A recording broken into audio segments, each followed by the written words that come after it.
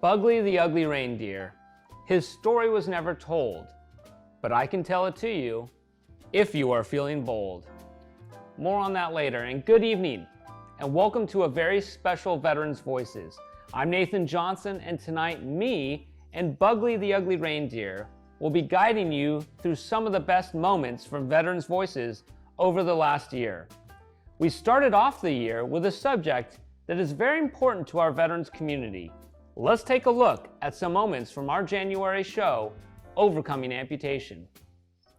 I had the privilege of serving in the Navy alongside our Marine Corps brother and as a hospital corpsman and sisters out there. And I got hit in 2004 in Fallujah.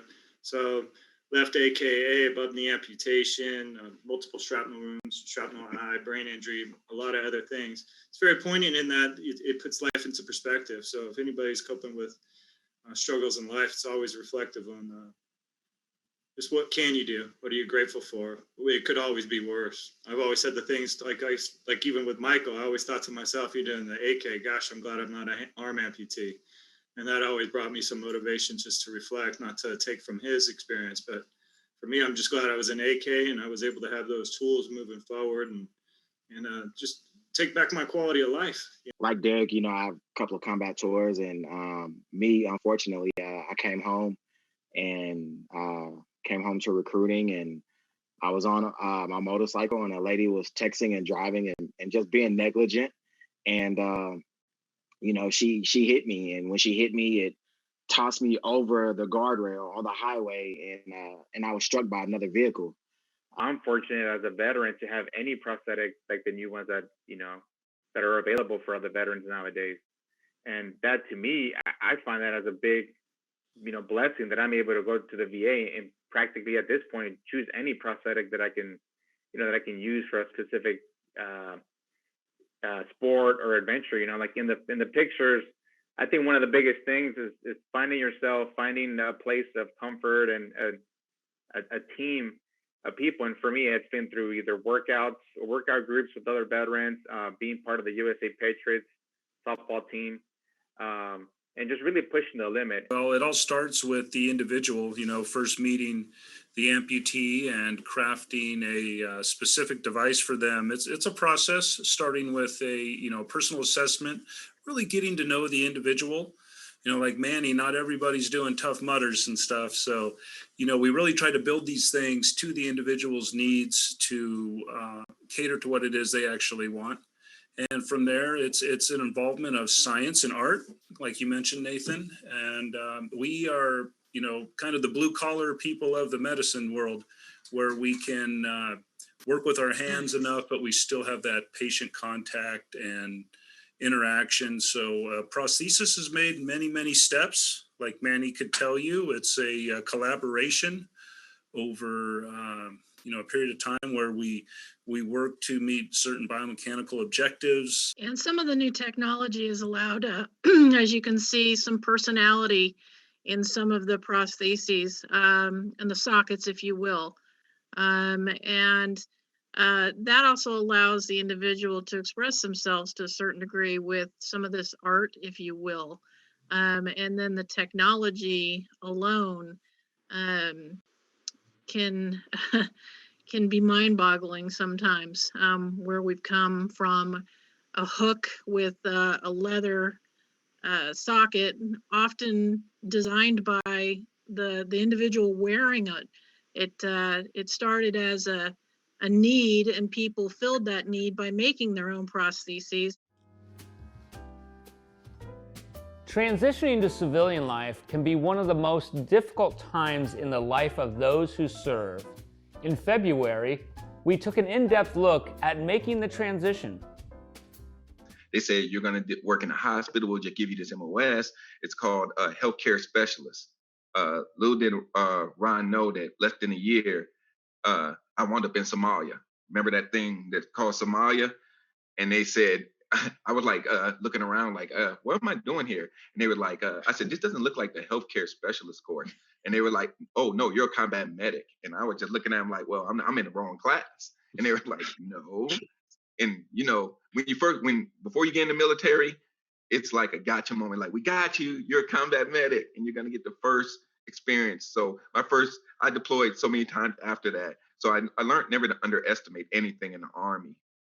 So, and then all of a sudden at 26 years, everybody says sooner or later your legend's got to end. So I wanted to end on my terms. So I decided to get out and go pursue something else while I have time. But I had all these plans, and I had this great 5-day TAP course, tell you everything. And they said, oh, wait a minute, 26 years combat medic, you're going to get a job real easy in healthcare. That is a negative.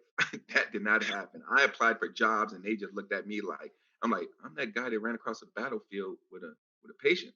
How bad can you get? I said, I've done some stuff that no doctor should trust me doing. No, but it wasn't good enough. Is what I felt like. When you get that sense of, I've done all this, why am I not good enough out here? Because for 26 years I was told, you're Captain America, you're one of the greatest.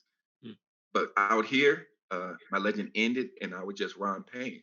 So that was probably the mental aspect, as Dre and Kyrie said, is rough. And then you start looking at, so when I retired, I looked around and I said, what should I do? The medical field isn't working for me, because I'm not gonna just pretend like I don't know what I'm doing. So I decided to go back to school. Went to Las Positas, graduated with degrees in political science and criminal justice, because I wanted to still do something. Every military person still had this sense of, I still got to serve in some capacity, no matter what it is, customer service, healthcare, or being a voice for people is what I want to do. Especially veterans. I want to deal with veterans reforms and everything that help veterans and people along the way. But I could say one of the most difficult things that I would advise everybody to do, have a plan, have a backup plan, and then have a backup plan. Because the moment you get out, your legend ends. Do not look back to the military to help you. So that's why it's very important that things like Kyrie does and Dre and all these organizations, before you get out, reach out and find them. That's what I didn't do. I didn't reach out and find all these great organizations. We're very lucky to have some very knowledgeable and talented correspondents to help us explore veterans issues. Right now, we are going to take a look at some of this year's best reports by Veterans Voices correspondent Stephen Burchick.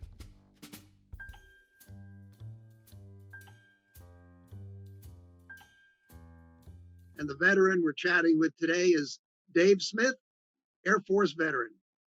Hello, Dave. How you doing? Steve, hi. Great to be here. Thanks for inviting me. Well, great. Hey, can you give us a brief summary of your military experience and perhaps a highlight of that service? Well, my most favorite trip was I actually got to fly the backup to the presidential aircraft when Reagan went up to Iceland for the SAL II talks with Gorbachev. That was a fantastic experience for me.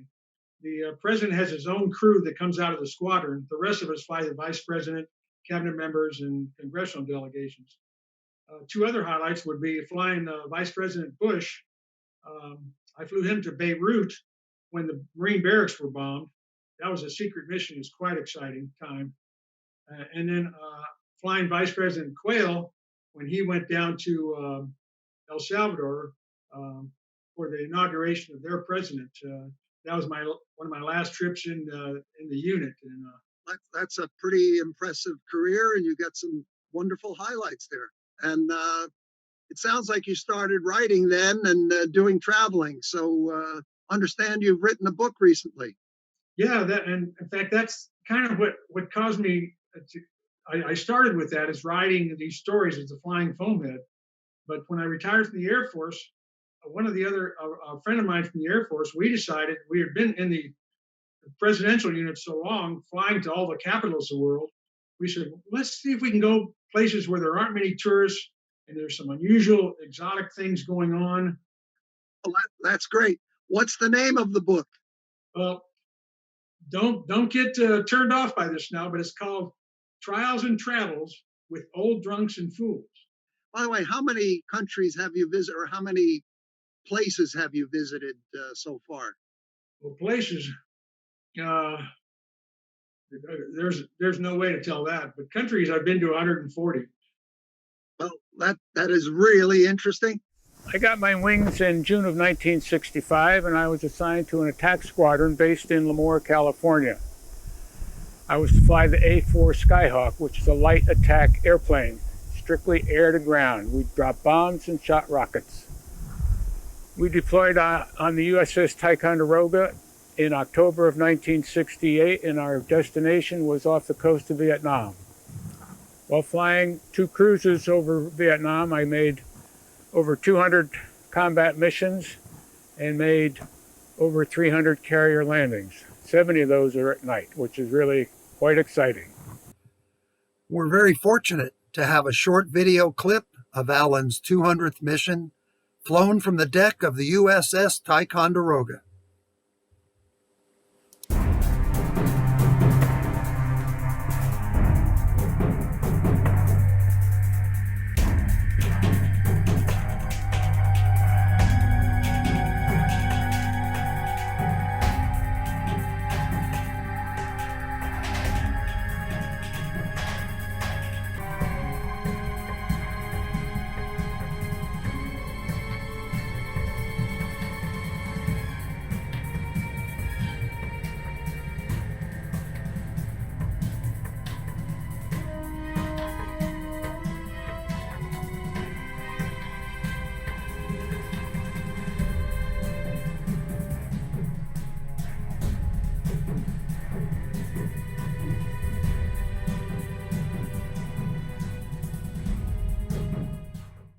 I left the Navy in September of 1968 and hired on with Western Airlines in March of 1969.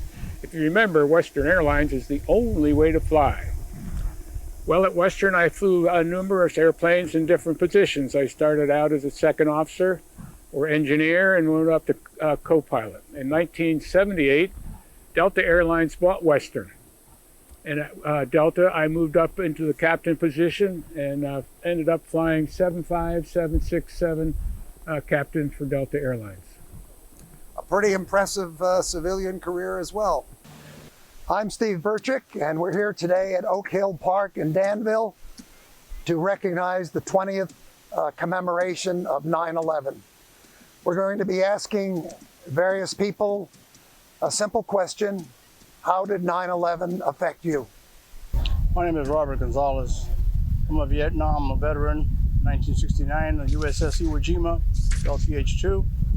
It affected me profoundly, seeing how many people were affected, the victims and the families, and that's a real tragedy, and it hurts to this day as well.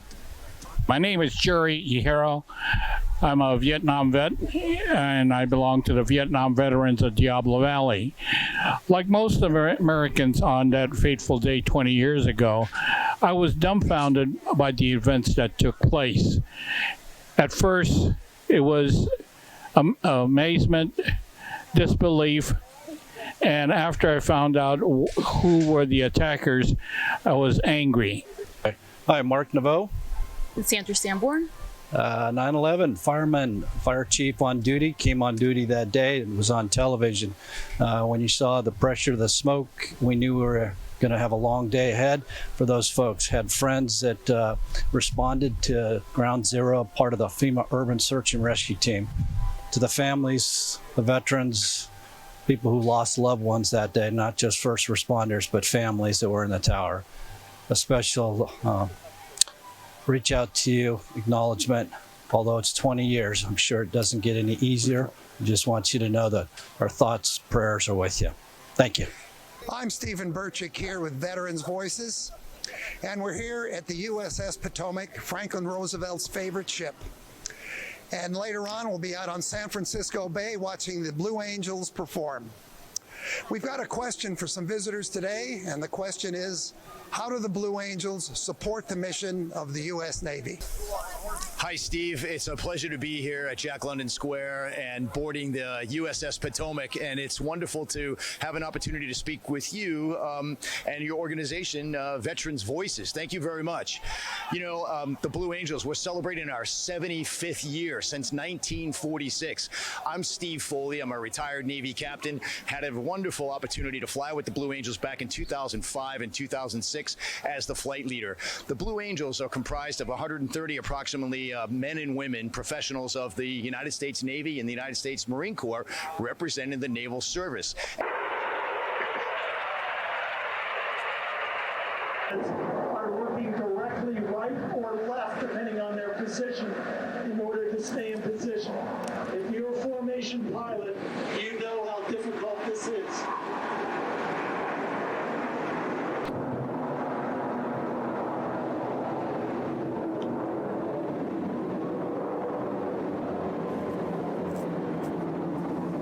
This is your Kodak moment as the Blue Angels approach Alcatraz with the Delta breakup.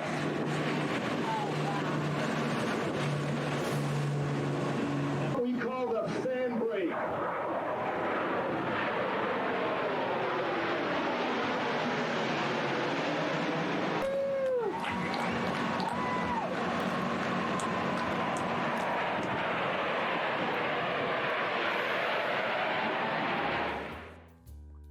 From time to time, things that are happening in the news inspire us to hold town hall discussions. In March, the political climate in our country prompted this town hall on current events. The United States Capitol building had not been breached in over 200 years. In 1814, it was the British. This time, it was Americans, many of them veterans and active duty military. The images of that day paint a picture of a country divided and beg the questions: where is the path to unity? Where do we go from here? Should protesters who entered the Capitol building be charged with a crime? So I'd like to maybe hear a thought on that from any of our guests that'd like to take that. I absolutely think they should. I mean, people were injured, people died. That day, I was watching on a live stream former President Trump speak, and I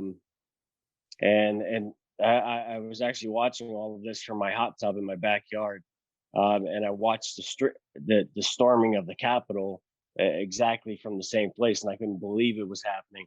I mean, was it everyone that was there? No. Was it largely peaceful? Yeah, I would argue so. But should those people that entered the building and just entered the building at all be charged? Absolutely.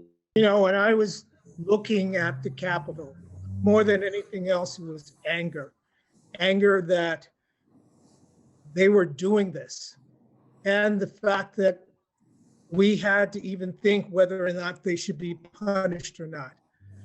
Majority of protests are peaceful. There's always that minority that caused the fires, the riots, and things like that. But they're the ones that get the press more than anything else. I think in their mind, they're in line with their oath, right? They're not going against it. They think that they're doing their duty as citizens to defend the Constitution, even by breaking the rules. That's what I think, right? That's what I think is how they justify it to themselves. Whether they are justified or not, that's a whole different discussion. But I believe that they thought they were justified. I believe that they thought they were defending democracy and the republic. To add to that, really, I mean, it's how we label people, right? So we have all sorts of names. We can go over the list of, there are, if you wear a red hat and you say "Make America Great Again" or whatever, okay, you're automatically a racist to some people, right? So somebody is automatically a racist. Somebody who votes for, I don't know, throw out a candidate, not Trump, say like a Bernie supporter or somebody else. Well, there's all sorts of names for those people. A name like, there are names out there. We all know what they are, right? So people want to categorize people, and that's there's a big media influence there because you have these people over here are bad and these people are good. And when you don't have to interact with those people because your team is good, then naturally they become an enemy. So we don't interact enough. I try to watch 2 or 3 national broadcasts, PBS, ABC, CBS, but also CNN and Fox to kind of get a couple of other things. Newspapers, I read 2 different newspapers.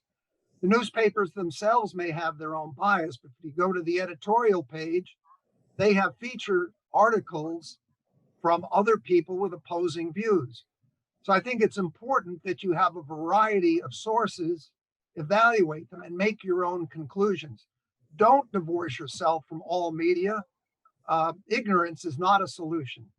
We all have this onus to just check ourselves. Are we promoting hate? Are we promoting division?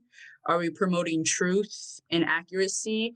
And just like Stephen said, are we just passing and forwarding and sharing somebody else's opinion because, we like the way it looks or it sounds about right? The beginning of this broadcast was, how do we become united again? How do we, form a strong nation as we were before, from the inside out? And I think the current administration, has stood on that promise or stood on that hope since the inauguration of, we're going to be reunited. We're going to, form back together. So I'm looking forward to action that is actually going to make or, start the process of the unity. Talk is cheap. Our April show tackled a very difficult subject. As always, we hope these kind of shows provide invaluable discussions to our veterans community. Let's take a look at some moments from suicide, a battle worth fighting together. Right now, as Dr. Springer just mentioned, we're talking about a really sensitive topic tonight, suicide and suicide prevention. And so we kind of want to focus a little bit of this discussion, starting off with the struggle and the nature of the dark valley. So John Davidson, we'd love to hear from you to kind of share a little bit about your journey. Well, I remember getting home from Vietnam in 1969. I was overjoyed that I was home alive. And I had been through one of the worst riots in military history at Long Binh Jail. It was my first night at my duty station, and the prisoners rioted and burnt the place to the ground. And as time went on and we rebuilt the prison, the guards felt like prisoners themselves. It was just a very intense situation. And I remember when I got home from the war, I thought I had it made. And the first sign of post-traumatic stress syndrome that ever came to me was my mother actually introduced me to this lady that she was working with at a store in Orinda. And I said, oh, this is great. This is my first date. This is great. I'm home from the war. I'm going to get back into social living again. I remember I went over to pick up this lady. And when she opened the door, there were about 9 or 10 hippies lying on the carpet smoking marijuana. And I was immediately turned off by that. But I still went out on the date, and I felt totally uncomfortable. I just did not feel in sync. And I remember a picture of at 7, got her home at 9, and I was actually relieved when it was over. And I remember getting home to my parents' home in Orinda, got out of my car and walked down to the garage above the swimming pool and burst into tears. And I laughed at myself after I kind of recovered, and I said, where did that come from? And little did I know that was the start of a downward spiral into depression and suicidal thoughts. It was just the beginning of PTSD, and I don't think we even had it labeled or known about yet. What about others of you? Did your time of struggle come on quickly, or did it develop over time? For me, part of it was instant, but I would say that the majority of it was over an extended period of time. I was involved in a very traumatic on-duty incident, a fatal shooting.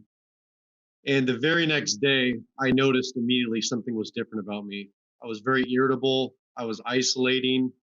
I didn't want to talk to any of my family members. I felt completely alone. And honestly, I just felt like it was a nightmare that I was hoping I could sleep away. And it never went away. I started just gradually going further down the spiral and closing myself off with everybody. I didn't feel like there was a single person that I could turn to and talk to who would understand exactly what I was going through. And I'll be honest with you, I was ashamed and embarrassed. I didn't think there was any way out. Next up, we want to take a look at some great moments from the work of Veterans Voices correspondent Noga Kessler.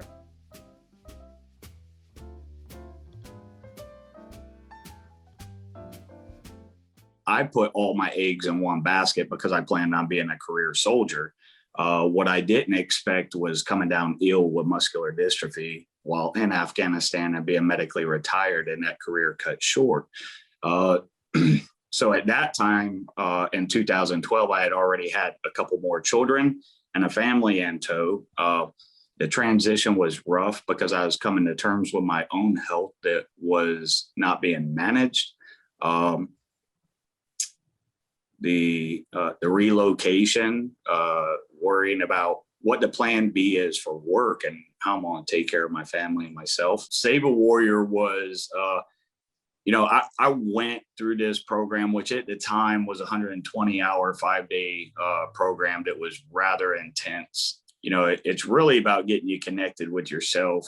And I tend to believe it's a spiritual awakening of the educational variety. I wasn't actually called to duty until February of 44. Had orders to be in Camp Lejeune, North Carolina for boot camp. And after boot camp, we went through motor transport school and then got orders for Marine Corps base in San Diego, California. And that was really a blessing. And we went across, they took us across by rail at that time in old cattle cars that were fixed up with bunks 3 high. That was for transporting troops at that time. And then, of course, I got to San Diego and we were issued uniforms and orientation and so on. And then it was just a few days, or maybe two days. And then we started driving wherever they wanted us, to drive. We drove all kinds of Marine Corps vehicles. And at that time, there were about 100 women Marine drivers on the base. Only 4 men driving. We drove all kinds of vehicles, transporting troops, transporting sea bags, transporting food from the commissary to other bases, and so on. And there were two barracks.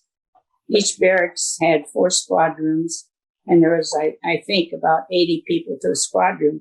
Well, those 2 barracks were full of Lady Marines. The transition for me when I left the military was not the way any of us want to leave the military, involuntarily due to injury. I was in a vehicle crash where I'd suffered an injury to my spinal cord, and because of that, I wasn't fit for duty. And it happened so fast. I was 29 years old. It happened so fast that there's no way to prepare for that. There's no, financially, mentally, you do what you can physically and mentally because you have to recover, but there's no way that even as you prepare for war and combat and the possibility of catastrophic injury and limbs missing and things like that, it doesn't, when it happens so fast and under circumstances you don't expect, that's not ideal. So there's no pride in it. And because of that, and at the same time, you're losing that identity that you fought for.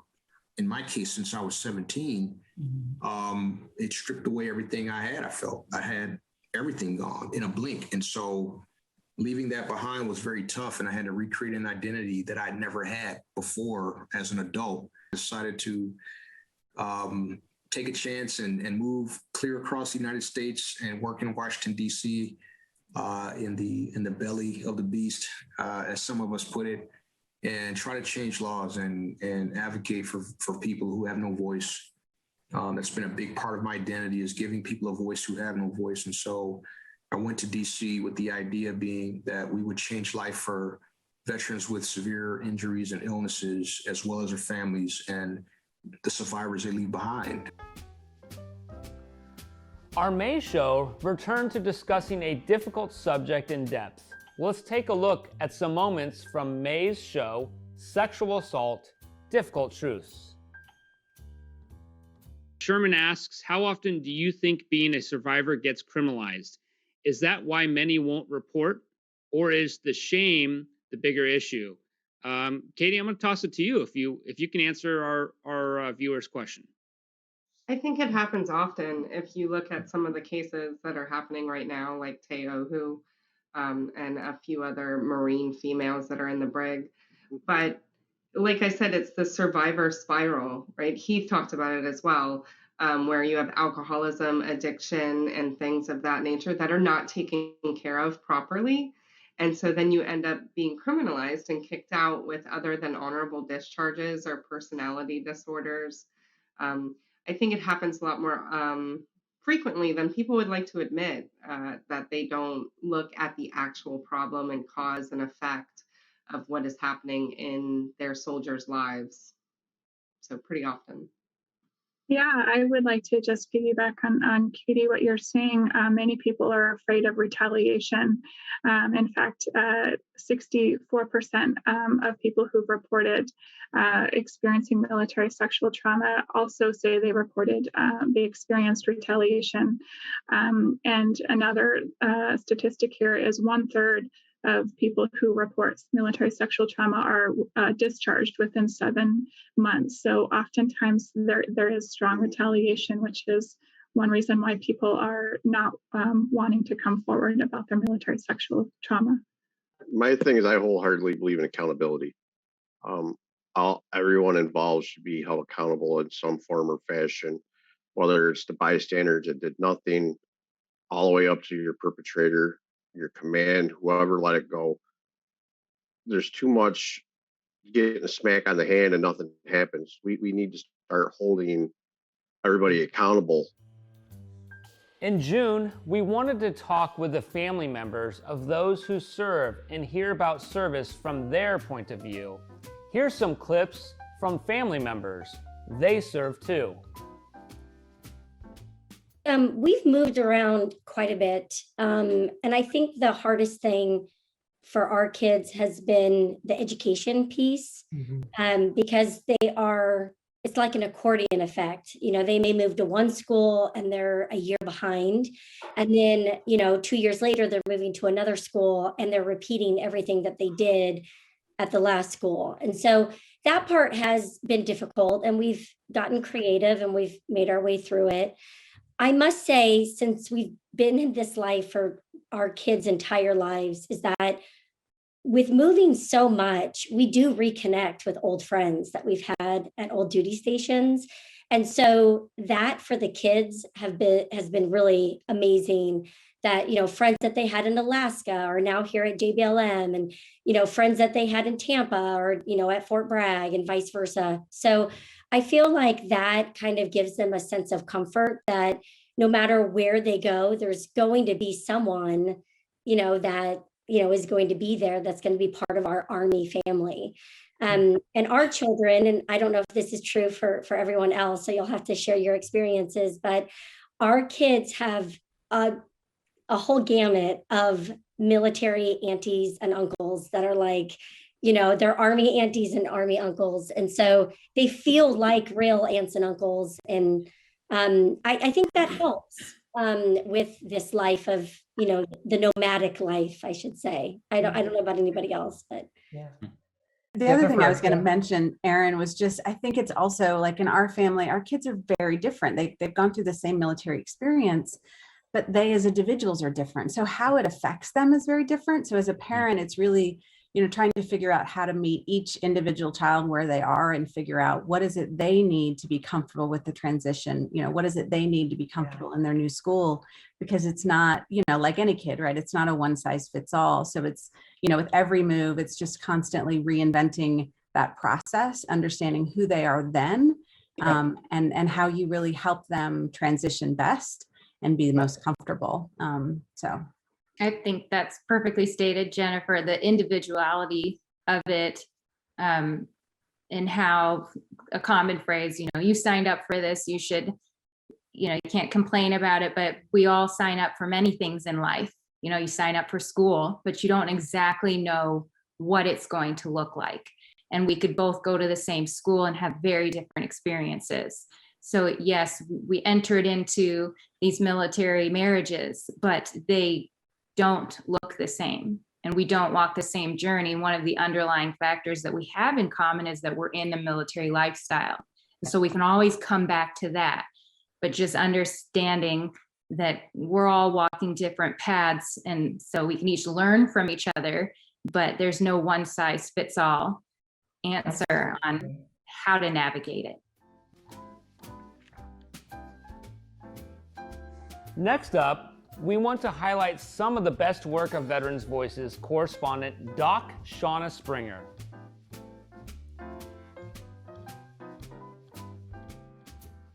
When I was on duty, I was fully operational and I was in the mode and I was able to do the job. It was during the downtime, which is where I really suffered. And so that's where I really realized there was a problem. But one thing to note I did, and it's kind of like chasing the adrenaline, is I purposely put myself in dangerous situations on the job, hoping that I would die in the line of duty. Yeah. I never thought about taking my own life, but I literally hoped that I died on duty. I thought if that happened, people would remember me and I would die a hero, and there was no shame in that. And so I literally put my officer safety aside, I put my training aside, and hoped that something would happen. And looking back now, I can't believe I was in that state of mind. It is an altered state of mind, and there are many things that can take us down that valley. One of them, that's in common between what Grant you shared and what John I know is your story, is the role of grief. And John, I know that one of the precipitating factors for you is actually you lost two of your dogs very close to each other. Can you tell us a little bit about how that grief contributed to your distress? It had a lot to do with it. I absolutely adored the dogs. Everything in my life was falling apart. Long-term relationship was dissolving, and I was ashamed of the fact that I could feel myself falling apart. And I logically knew I should ask for help, but I was ashamed to ask for help. It was the easiest thing, yet it was the hardest thing to do. Grant, what are you thinking? I can see your wheels spinning, and I'd love to bring you into the conversation here about getting help or turning that corner towards recovery. Yeah, absolutely. Thank you, Shauna. For me, sitting in the darkness is or was easy, and sometimes it can creep in. It always creeps in, right? And used to, I would give in and numb and avoid because that was easy. It's hard to reach out for help. It's hard to wake up and go work out and have healthy conversations. It's easy to talk about the past. It's easy to feel sorry for yourself and play victim, right? And I would encourage persons to acknowledge that it's okay not to be okay. It's okay to look yourself in the mirror and say, hey, I'm not as messed up as I may think I am. And how can we self-diagnose when we don't know what's going on inside of us, right? And how are we going to numb that thing that we don't know? We don't know what's going on inside of us, and so we have to, put our guard down, trust someone that loves us, and first and foremost, we have to love ourselves. Any parting thoughts? Yes, you guys need to get this book. Oh. because this book really changed my life and my perspective, especially the chapter called Shame on You. If you guys are in the military, first responders, definitely get this book and read that chapter twice. I didn't plant this, I promise, right, Richard? Nope, but it's just, if it's something, if something affects me, then I'm going to talk about it. And with the special operations community, with the pace of deployments and the op tempo, as well as I think with police officers, there's kind of a similar thing there in terms of the elasticity that's required to go between two worlds that have a really different set of rules, just a whole different set of assumptions and a different culture. But what's interesting is that you have been part of both worlds, with Tom. And so you've played a role in his healing. And part of your message is that spouses suffer too, and that secondary PTS is a real thing, and that people are deserving of care and attention. I'd love to give you an opportunity and a platform to share some of what's on your heart on that. I'm so glad you did, because it's a huge, huge part of my heart. I used to say, put on your oxygen mask, because when you put on your oxygen mask, you're there to help other people in such more of a meaningful and present way. But now I've scratched that and said, put on your oxygen mask just because you deserve to have your oxygen mask on. Whatever you do with it, you do with it. But you are worthy. You are deserving enough to get the help that you need. Secondary PTS, Tom and I go around the country, speak at bases, we speak at posts. We always ask, who's heard of secondary? And we get one hand most often out of hundreds. Yeah. People don't even know it's a thing. They don't even know how war affects them in the home. They don't even know that the soldier's bringing it in, whether they want to or not. Most often it's not a deliberate thing. Or spouses will say, listen, I don't act like my spouse acts, so there's no way I have secondary PTS. It shows up differently for us spouses most often than it does our spouse. So it might not look like my PTS in secondary. It doesn't look like Tom's. And so that becomes very difficult for people to diagnose or treat. And the relief I see on the spouse's face when I say, it's not your fault. This is what's going on with you. And it's an injury. We can get to the other side of it too. Shoulders drop, tears fall, because everybody wants to have a good life. Everybody wants to live joyfully. And we just need help sometimes getting there. Our July show talked with veterans' families about their loved ones' transition to civilian life. Let's take a look. Of course, I would imagine every little girl would want their dad to be around. But as your dad has transitioned into that civilian role or veteran role, how has that been for you as the daughter of a veteran? It feels a lot more easier, because when I figured out what my dad was actually doing, I would get a lot of nightmares, and I wonder if he was going to be okay. And now, since he's always here, he's always in his office, I feel more safe, and I feel like I know where he is, and I feel more comfortable, knowing where he is and knowing that he's okay. Yeah. And the whole movie thing for me was also weird, because I had to start all over again. And I was like, okay, so how do I do this again? And with my dad being a veteran now, like my sister, I feel more comfortable with all sorts of things. I know he's right in his office. He's not going to go back to Iraq, not for a very long time. I hope never again.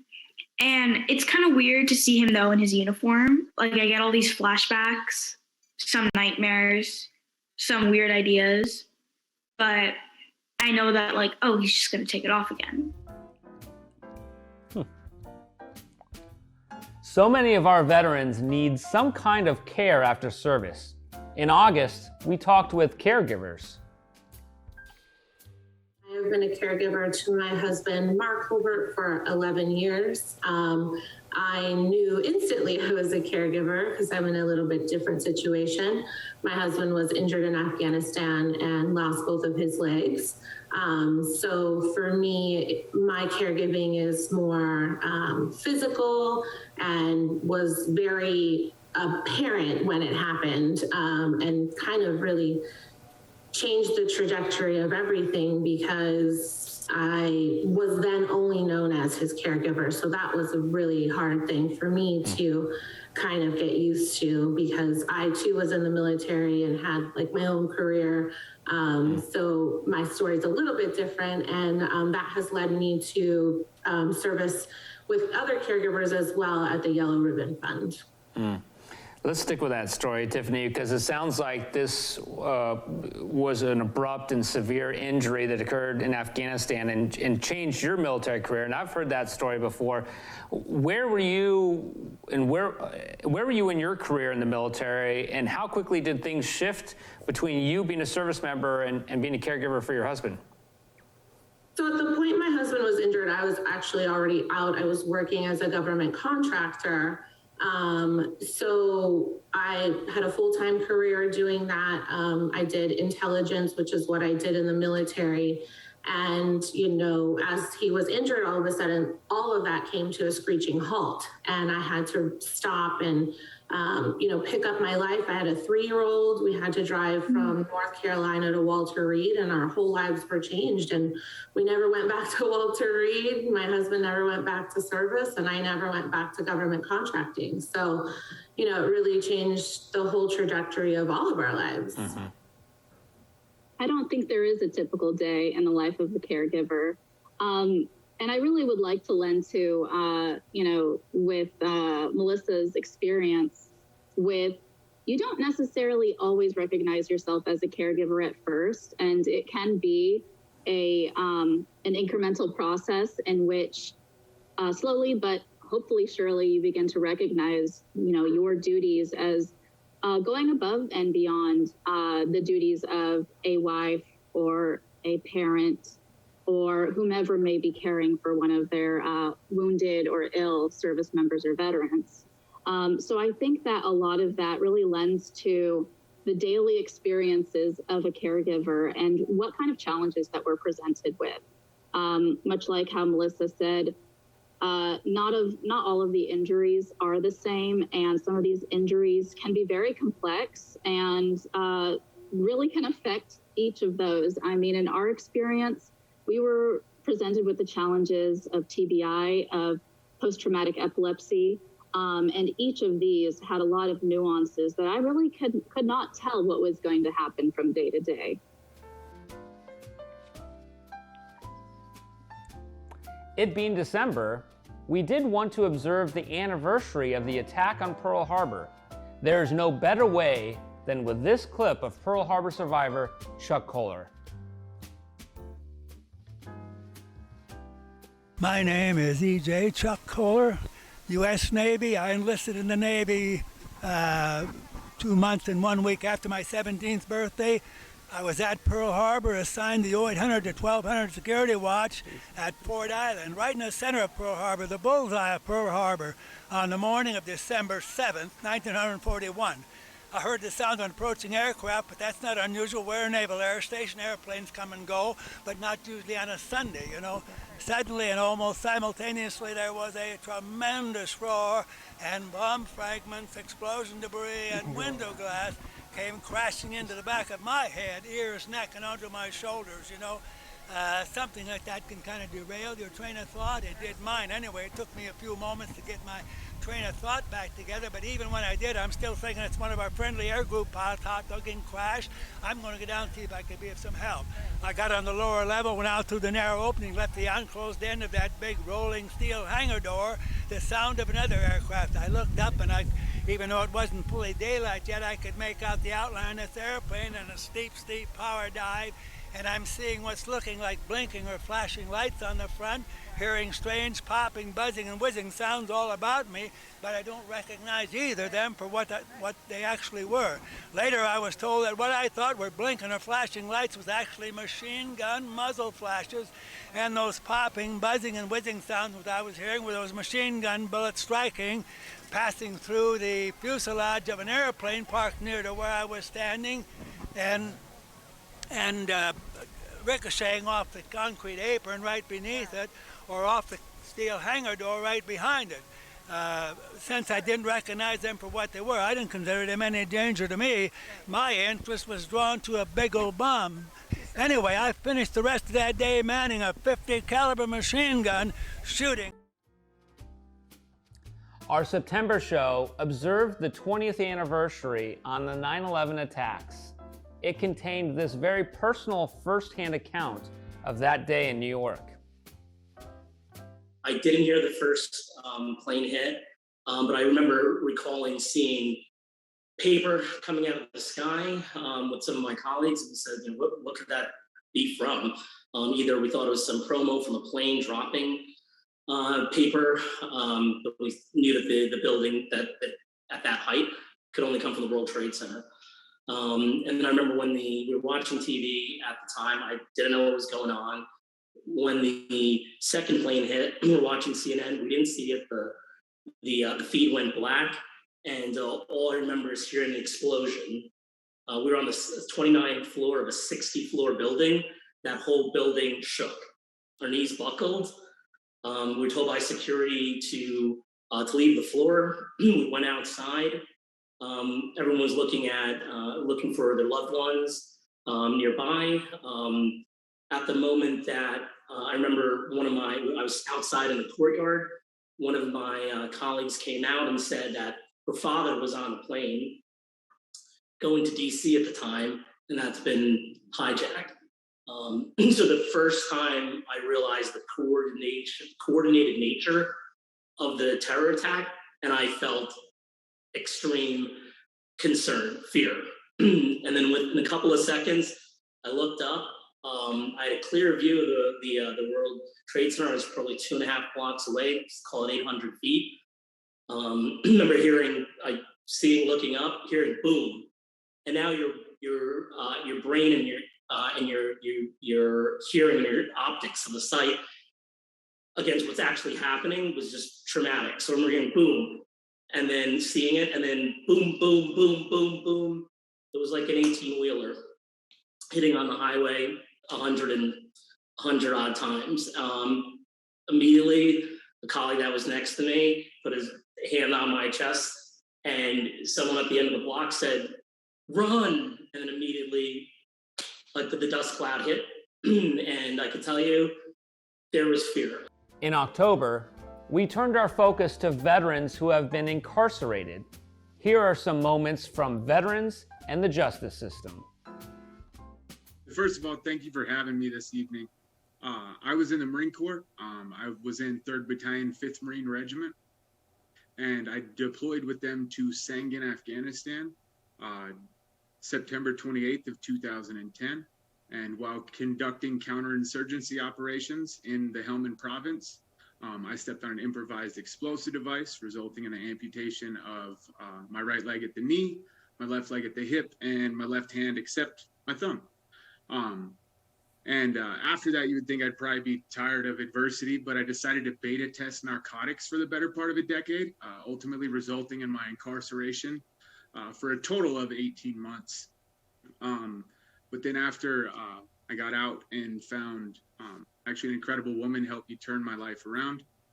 And now I am an endurance racer. I've done 10 half marathons in a wheelchair, 2 full marathons, and I'm currently training for an Ironman. Thank you, Tommy. Ron? How you doing? Like Tommy, I'd like to say thank you for having me. I served in the United States Marine Corps from 1987 to 1997. 8 years of that, I was downrange combat operations.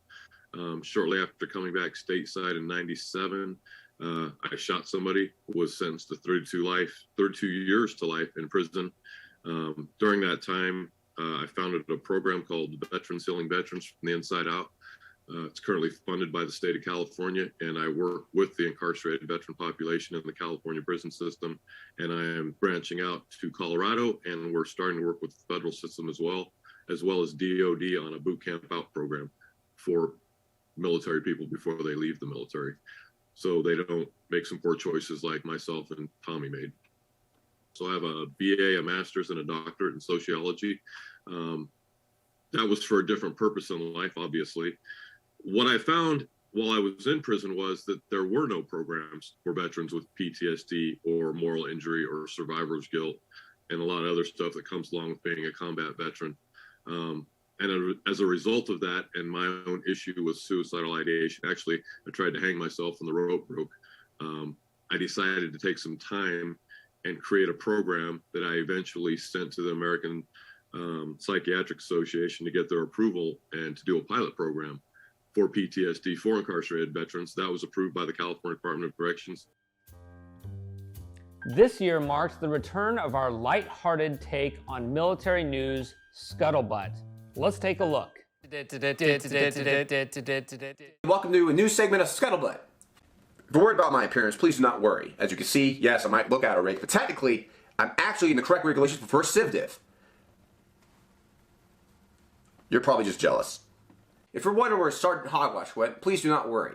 He's living it up in Camp Miramar playing beach volleyball with Tom Cruise, which is where I want to be, instead of being here. Our top story, an elite team of well-trained Space Force Guardians. Come on, guys. Guardians, you should have switched it to Space Marines. Come on, guys, what are we doing? Well, anyway, Space Force Guardians, right, have discovered oil on the surface of Mars.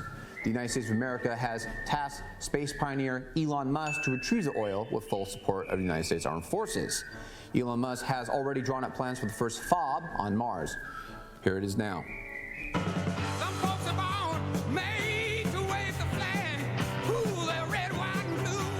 The VA conducts a recent poll across the country, interviewing veterans and their families on the quality of their medical services. It came back with a whopping 100% satisfaction rate, baby. This was made possible thanks to the revolutionary discovery that in order to fix all their past problems, all they had to do was give a crap. Here's a list that shows all their recent improvements. No wait times for appointments, no waiting for reimbursements, clear, concise communication from doctors and staff, and no confusing paperwork. And of course, the one I'm most excited about, community raffles, baby, woo! Listen, even if you just win a pair of socks and not that 20-foot fishing line spool with a high-speed low drag, it's still fun. Fun for the whole family. Maybe let's go ahead and look at some wonderful quotes from General Mattis. I come in peace, I didn't bring artillery, but I'm pleading with you, with tears in my eyes, if you with me, I will kill all of you. Be polite, be professional, and have the plan to kill everybody you meet. You're probably wondering why I'm not dressed in dress blues, even though it's the Marine Corps birthday. Mainly because of my arm, and also because I'm really freaking fat. I had disgraced myself in the Corps. But I don't regret being fat.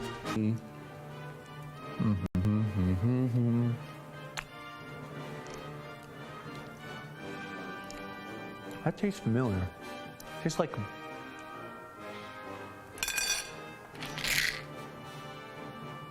compliance all. Nathan, why?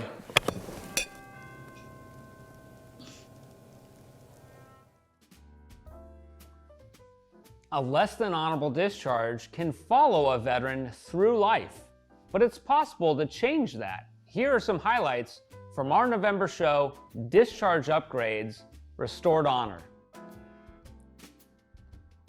Sean had a flashback episode while out with all of his buddies, and ended up running into traffic and getting hit by a car. And he suffered some pretty severe injuries, including a fractured femur, and ended up in a military hospital. It was there that they started Sean on opiates for pain. Sean quickly became addicted to those pain pills.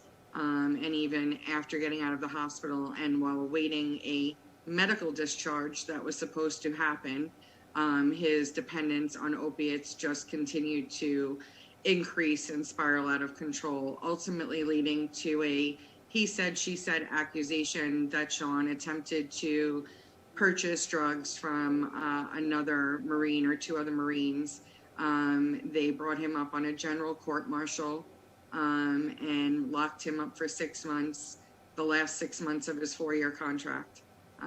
Every day while he was locked up, they gave him OxyContin to keep him from going through withdrawals, and they gave him a bad conduct discharge and stripped him of all his benefits and even his right to call himself a veteran.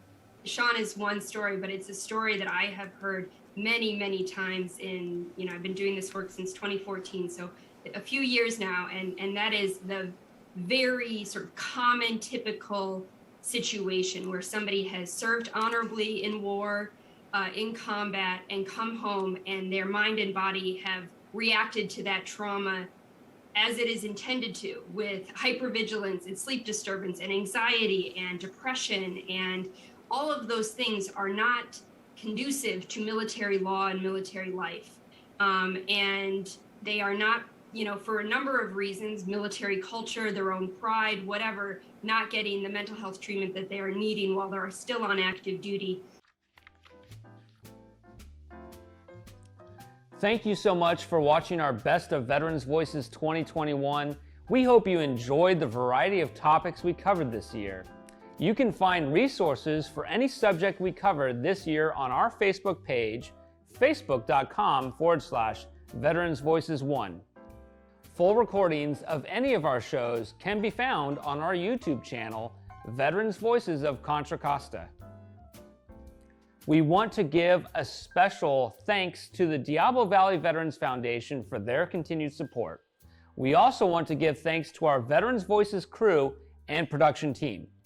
Thank you to all veterans, spouses, and families. This show is dedicated to the memory of Major General Dan Helix.